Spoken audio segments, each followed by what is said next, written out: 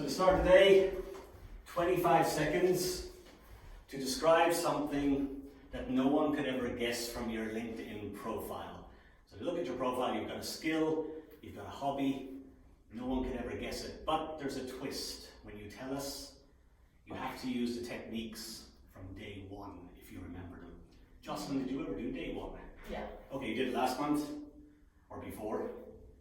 Last month also. Okay, great. You had the review. So excellent. So there were 4 parts of a 4D speaker. Anyone remember? First part is your content, tone, body language, and movement. So when you get up and describe your skill or your hobby in 25 seconds, use some of those skills as well. Don't just stand there. All right. I see the French flag is waving. Celine, would you like to start? Aww. The sooner you start, the sooner you finish. Everything. How long do we need to talk about this? 25 seconds. Very 25 quick. seconds. Okay. We need to talk about a hobby. Yeah, or a skill that you have that no one could guess from looking at LinkedIn. Does it have to be a story or just? No, just 25 seconds, just quickly. But act it out. If it's a hobby, act it out. Don't just say it. I'm quite a sport person and I really love doing sport, and that started from my middle school. When I was at my middle school, I was a cheerleader and a badminton player. Good. Now cheerleader, how would you do that? What's the action? Cheerleader! There we go. All right. That's all we need. Perfect. Okay. Yeah. Something you couldn't imagine or you could find from my LinkedIn profile is that I am a video game player in my home. Oh, excellent. Good. Thank you. Okay, so everybody look at me, maybe seeing I'm very sporty girl and very energetic, like do. But actually, when I'm at home, I quite like doing calligraphy. Oh, interesting. Yeah. Calm. Excellent. Right. Okay.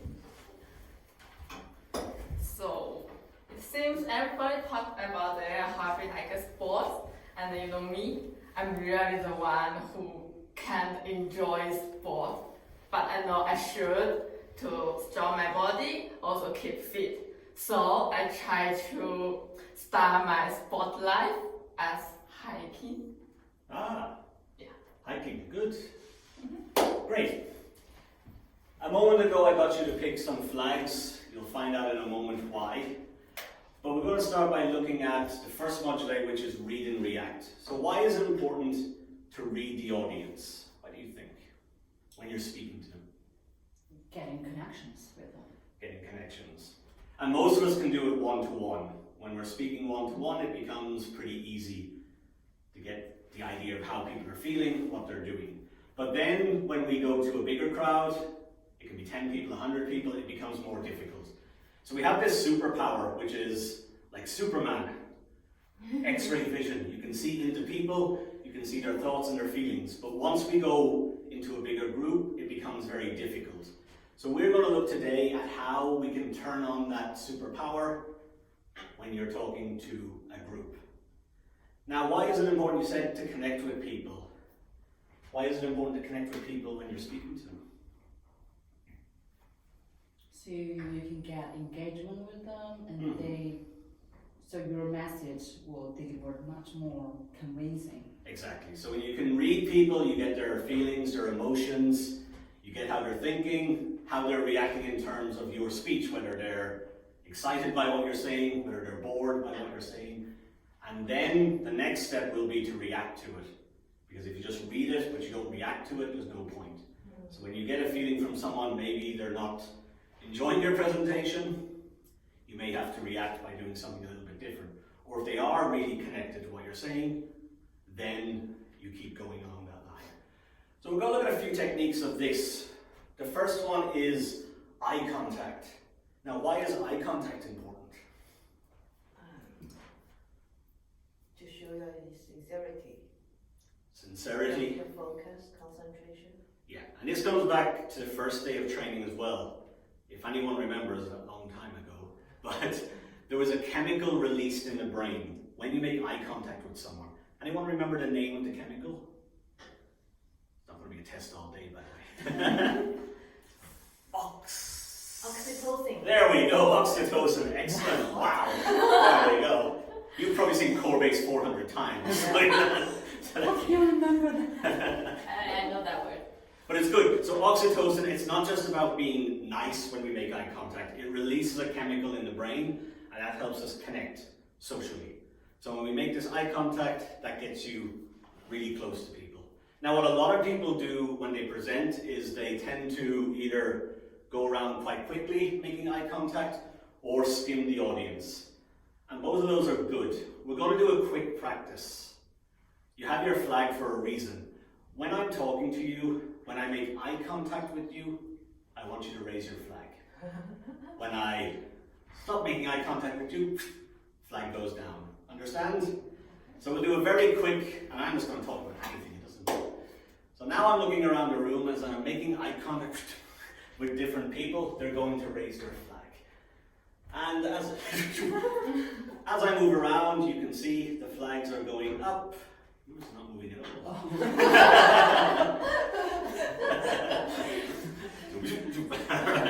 And then as I keep moving, alright.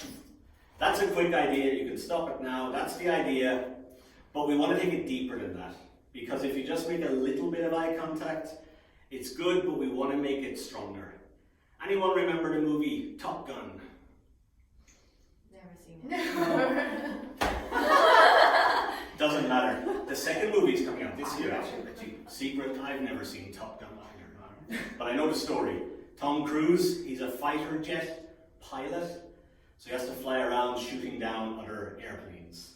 From 30 years ago, you're all too young. But this year, maybe it's getting a memory, Top Gun 2, Maverick is coming out. It's quite annoying because Tom Cruise looks the same as he did 30 years ago. Very annoying. But what we're going to do, the idea is when they were flying around, they'd be chasing an airplane, a fighter jet. And as they're looking through, they'd have this lock. Yeah. And as the plane moved, they're trying to lock. Yeah. But if they don't lock and they press fire for the weapon, what will happen if they're not locked on the airplane? Miss it. You'll miss. Same with eye contact. So we want to have this, what's called a signal lock. And a signal lock is when you're moving around, but then boom, you're hooking in people, you've got them. So the signal lock is eye contact, but it's a little bit longer, not just quick. It could be 2 or 3 seconds. Now, if I'm speaking to Jocelyn and I'm making eye contact, and I keep making eye contact, and I don't break away, and I'm talking for quite a long time. Now, I can see by Jocelyn's face. How do you feel, Jocelyn? Shy, maybe a bit embarrassed. You just stop looking at me. It's too much. When you make eye contact, people's filters go down. It's impossible. And this is a big thing, in the room we did in day 1, bringing the filters down. If I make eye contact for about 2 or 3 seconds, it's impossible for people to keep their filters up. It will go down. But you do want to break off the eye contact before it becomes... Gazing. Yes, gazing too much. So this is the next practice we're going to do. I'll show you an example, and then you're going to do it. How it starts is, like before, I'll go around and talk to you, make eye contact. When I make quick eye contact, you raise your flag. But when I make sustained eye contact to make a point, you give me your flag. My mission is to get the 4 of your flags. Understand? So I go around, you raise it, I look away, you put it down. If I make the signal lock 2 or 3 seconds, you give me your flag. Alright. I can't believe no one has ever seen Top Gun here. I mean, didn't you watch it when you were 5? 4, 3? It's over. Were you bored when it was out? I don't know. But when we watched it, it was really exciting, wasn't it? But it doesn't matter. I didn't like it. I didn't see it. I'm too young to have seen Top Gun. But many people around the world really like to see it. And I'm sure this year you're going to go out and see Top Gun 2. And that was quite a bad example, but as I made quick eye contact, you went. When I made sustained eye contact, I grabbed your flag. That's what you're going to do now in China, France, England, and Switzerland. We're going to start, and I think I know the answer to this question or this statement, but the first person to go is the person whose birthday is next, the nearest to today in the future. Whose birthday is next here? Christine. Yes, it may be. When is your birthday, Christine? Tomorrow. Tomorrow. So that was an easy one for me. It's Happy tomorrow or birthday. Thursday? Tomorrow? Tomorrow. Ah, 21 again. 22. Yeah. There we go. Doesn't matter. I was trying to help you. All right. So what's going to happen in a moment? In a moment, you're going to stand up and you're going to speak on a topic. Everyone else, like they did with me, when you make quick eye contact, they're going to raise their flag. But you want to make that signal lock. You want to connect with them for 2 or 3 seconds. When Christine makes that connection with you, you give the flag. Your mission is to collect the 3 flags. Understand? So okay? All right. I'll give you the topic. And the topic is talk about, and you must keep speaking until you get the flags, talk about someone or something you love. Someone or something you love. Could be a pet, could be a neighbor, could be a family member, anyone. All right. So you're going to stand up, speak to the group, and collect their flags. Do you need a flag? No. No, you can ignore me. Something I love. As always, everybody knows from me that I'm a yoga fan. So, you know how often I went to yoga gym? Yeah, almost every day. But during my business trip, I couldn't stay for quite a long time during gym or yoga. But when I have time on during my weekend, I go to yoga. All right, perfect. Whoa. Very fun. How did it feel? I have no idea what I'm saying, but I feel fundamentally, like she's hitting on me. She's hitting on you. Well, this brings up a point where you want to do it before it becomes awkward. Because I said, hey, how's it going? You know, obviously she already feel her eyes are too tight. Massaging her eyes. Yeah, and it takes practice. Now you did something good there. You started here, but then you moved. And this is what we're going to go around and the rest of you are going to do it now. So Beryl, you're going to stand up next, do the same. When you collect the flags, you'll sit down, then Jocelyn. But when you're doing it, try and use your movement and your gestures as well. We're going to use the techniques we learned in day 1 here. So that was good. So Beryl, you're next. Same topic. Can I change one? What do you want to talk about? I want about the Australian fire. The... Australian fire. Okay, that's fine. Okay, so everybody knows about this Australian fire that lasts about 4 months right now. And if you have noticed that what actually caused it, and it's somehow because of climate change and the bad environments. Grab those flags. You're making eye contact. Grab the flags. Okay, I haven't yet come in. So I'm thinking about what we've done to this earth, and every time when I ordered a delivery food, I found guilty because I created lots. I'm going to stop you there. I'm going to be a little bit rude. It's good, but the main here is you've made significant eye contact already. When you make that eye contact, just grab that flag. You don't need to finish the presentation now. You'll get time later on. Okay. But right now, the key is you made, I would say, significant eye contact with everyone at one point. Okay. And when you feel it, when you feel that the eye contact and connection has been made, you offer the flag. So it's not just for Beryl to go and grab it. So when you feel Beryl has made that strong connection with you, that signal lock, give her the flag. Yeah. Okay. Yeah, so I feel guilty when I order delivery food because I created a lot of rubbish. And how about you? Did you ever create any rubbish? And how about you? Did you ever create any rubbish ordering a lot of delivery food? All right, good. There you go.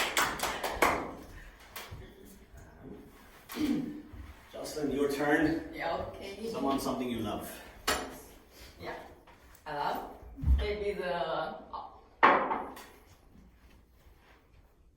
Happy New Year is coming. Yeah, so I love the Happy New Year. Well, everybody will go home. So Beryl, you will meet with your family. So do Christine and Celine, and I will have a long traveling to my home. So Happy New Year. I feel you offered up the flag too easily in the end. I think the flag just to stop looking at me. But it was good. Excellent. And you did something which I'll touch on later. You did the next level there, Jocelyn. With my English. Oh, we've switched. All right, you become Chinese. Great. Oh. Celine, your turn. When I got married, I didn't think of ever getting pregnant because a son seems very annoying. Do not get pregnant when you don't want to. Beryl, you have a son, right? You know sometimes he's really annoying, but you also love him so deeply. And Jocelyn, get a boyfriend before you get pregnant. Alright. Wow. The team in America are going to have fun watching this. Excellent. So you went around, you made that eye contact. How, and I could tell probably from your laughter, how did it feel when you were doing it? Feel comfortable? Yes, very happy. You seem very comfortable. It can be a little bit awkward as well in the beginning because you're not used to it. Often people, especially with bigger groups, they're almost afraid to make eye contact. They're focused on the content. And making that eye contact, they're afraid might put them off what they're saying. It's quite challenging when you think about the content in your speech and well at the same time doing the eye contact. Yeah, and that's especially if you have a large group. exactly. And if you have a big group, you're trying to think, you're under pressure, and you're also thinking, who do I make eye contact with? It's not easy, and that's why we practice it. It's like any skill. It's like day one. Every time you do something, it's a little bit awkward the first time, the second time, the third time, but step by step, it becomes easier. And when we look at this, when we make eye contact, there are a couple of reasons why we do it, and there are a couple of things that we can take from it. When you're doing it, you're really pulling people into your story. You're pulling them into your idea. So it's like pulling a rope towards you. So by making that stronger eye contact, you're really drawing them in. And you mentioned earlier on making that connection. What we want to try and avoid is the fighting fires. And fighting fires is when you're just kind of looking around the room quite quickly and you're moving and you're not really connecting with anyone. You're just looking around, making that skimming eye contact. It's okay, but if you do too much, that can be distracting for the audience. So by looking around, making a bit of eye contact here, and then making a sustained eye contact, it's a little bit more executive.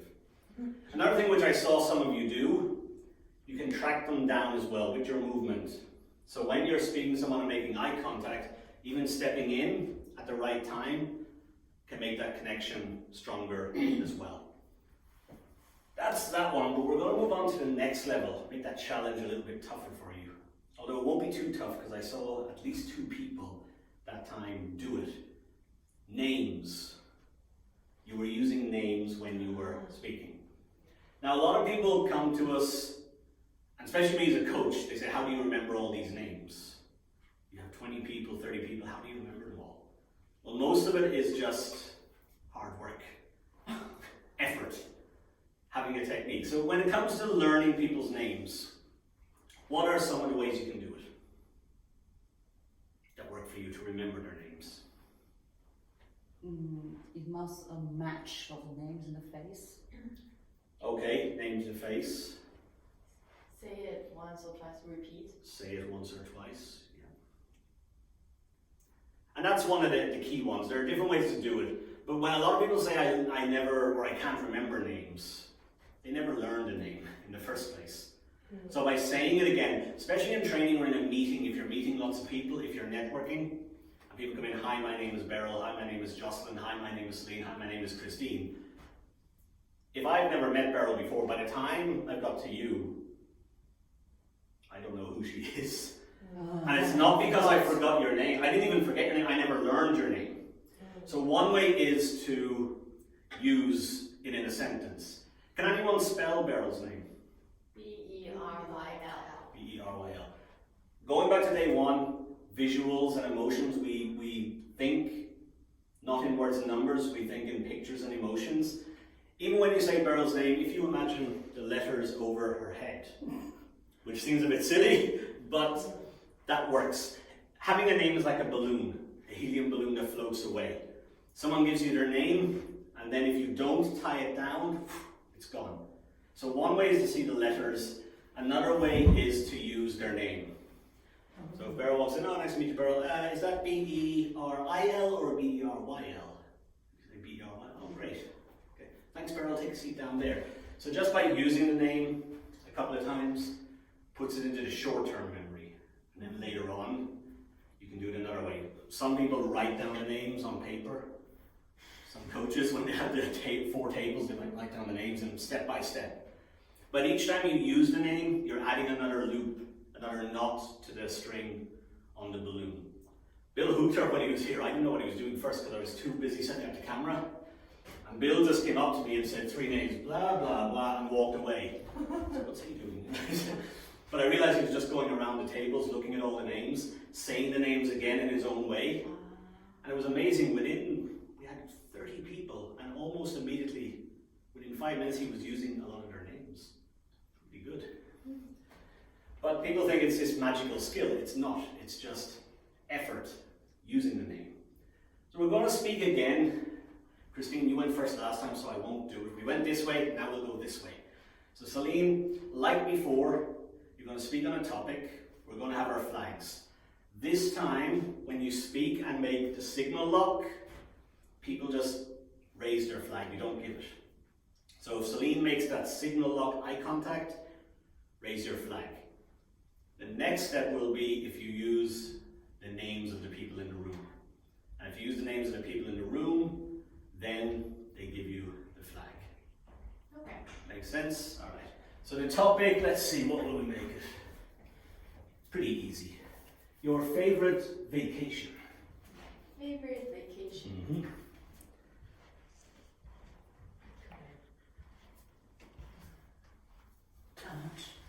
Right. Good. On my honeymoon, we went to Tahiti, which is a magical island. It's the most beautiful sea I've ever seen. Christine, have you been to any islands before? No. Oh, you have to.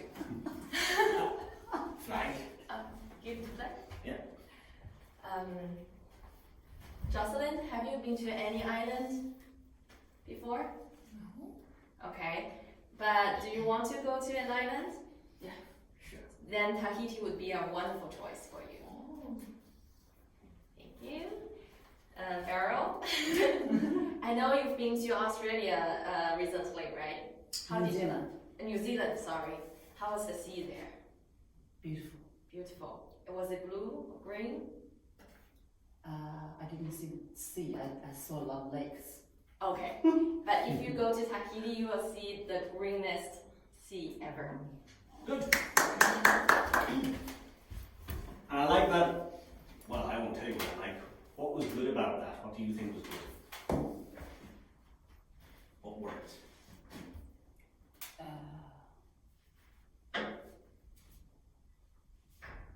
I think she's very natural speaking and Yeah. has a lot of smile And natural very is, natural contacts. and that's a good thing. We want this to be natural. When we first start practicing, sometimes it isn't. But when you're using names, you are using them with good questions, and it was natural rather than just coming up with some strange reason to say someone's name. Hey everyone, hey Jocelyn, give me your flag. There was a reason behind using the name, and you made the eye contact with them when you were using their name. Good.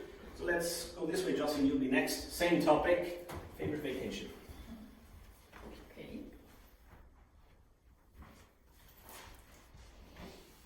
Just at the end of 2019, I went to Yunnan. And then before I went to Yunnan, Beryl always said to me, "Oh, just keep warm. It's so cold." Yeah. And sure, it's so cold. And Christine, you remember when you went to Beijing, you said, "Oh, I need my warmest cold." Yeah.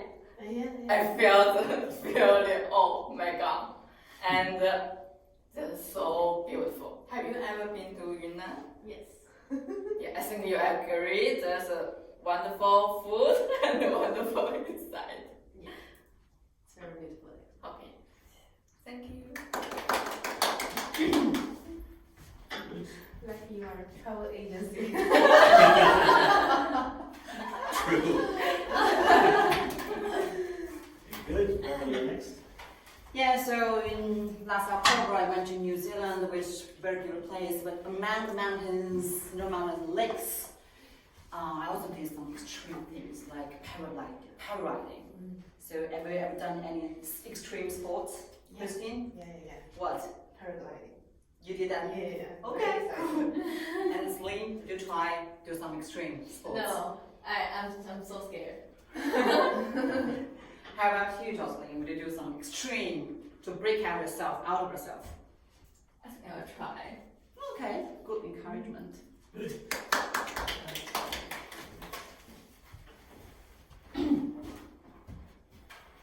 And I remember the first time I go abroad, I chose a very special country is Egypt. Have you ever been to South Africa or Africa? No. Mhm. Setting.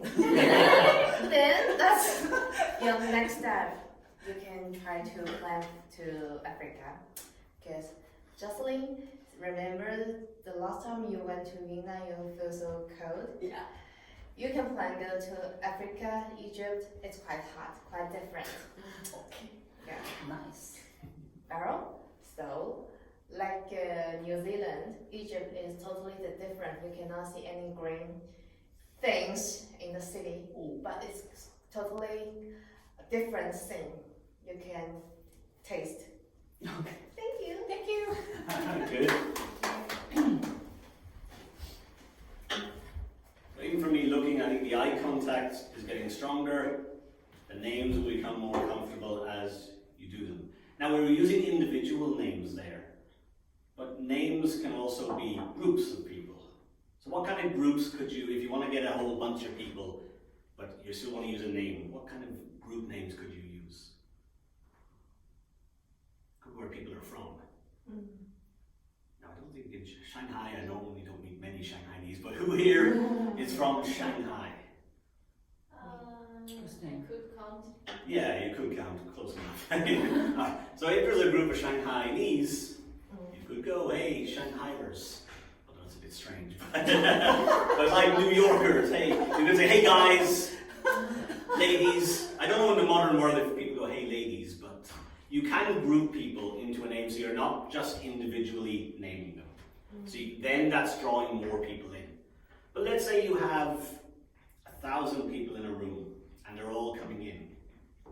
How can you approach learning names then, 1,000 people?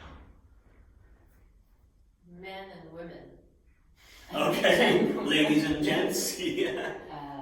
Row number 12 and row number 10. Could be that, good. And now we're going to micro it down. How about individual names in a group of 1,000 people? That's impossible. Impossible, but what can you do to still have the same effect?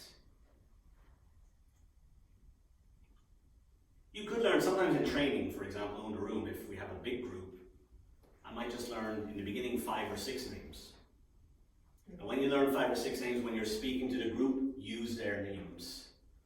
And it's still having an impact. So if we have a big room, and let's say Christine is this side of the room, and I mention Christine's name, and then Beryl's on the other side of the room, and I mention Beryl's name, one is you're getting that feeling, I know your name, I'm saying your name. The people around you, even though I'm not directly talking to them, the people near you will be drawn in as well. Because I'm looking that way, so the people around you, their filters will go down as well. The other thing is by what we call triangulating. By going from here to here, the people in the middle, even though I'm not mentioning their names, their filters go down, because when you're between two extremes, it won't be the full feeling, but your filter will go down a little bit.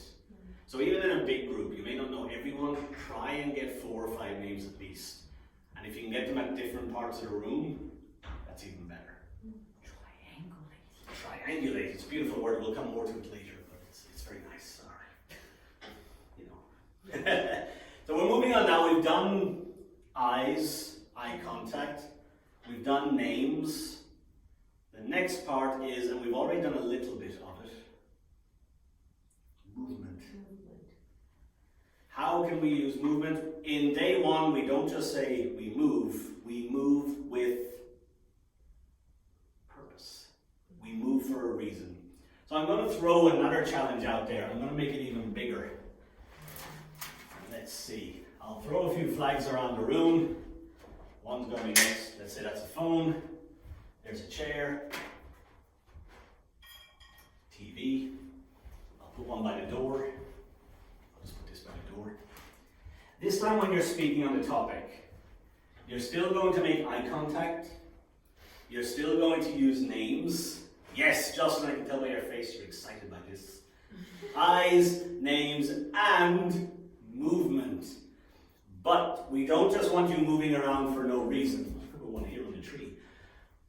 We want you to move with purpose. So if you're moving, for example, to take, let's say this one is for the TV. I'm not just going to come over here. Yeah, I'm very excited to tell today. I'm by the TV, and now I'm taking. Doesn't matter. You want the content of what you're saying to match. So you could say, I was in a very important meeting. I was on the phone with the CEO of the company. So I've connected where I am to what I'm talking about. Over here, I could say, we were under a lot of pressure. I was against the wall with this one. I was under a lot of pressure.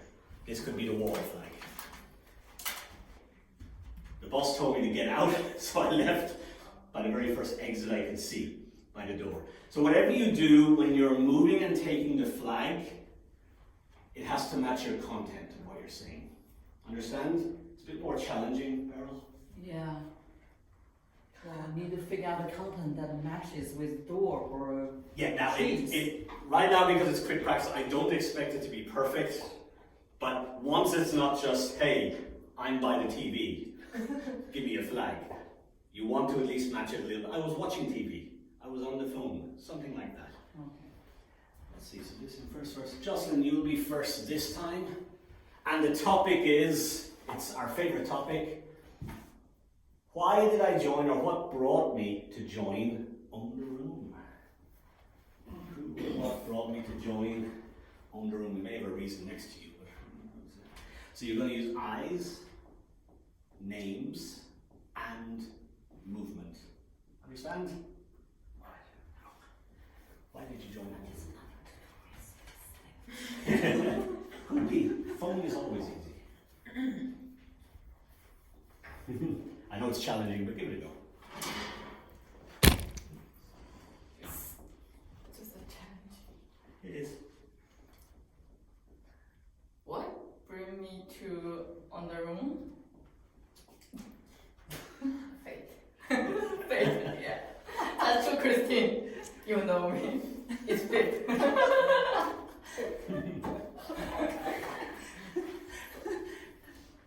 Yeah.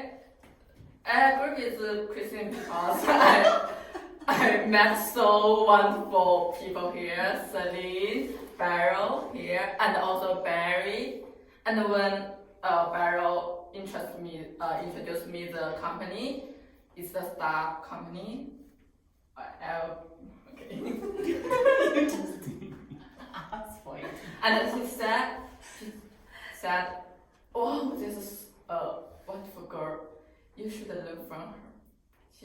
Her name is Celine. Yeah.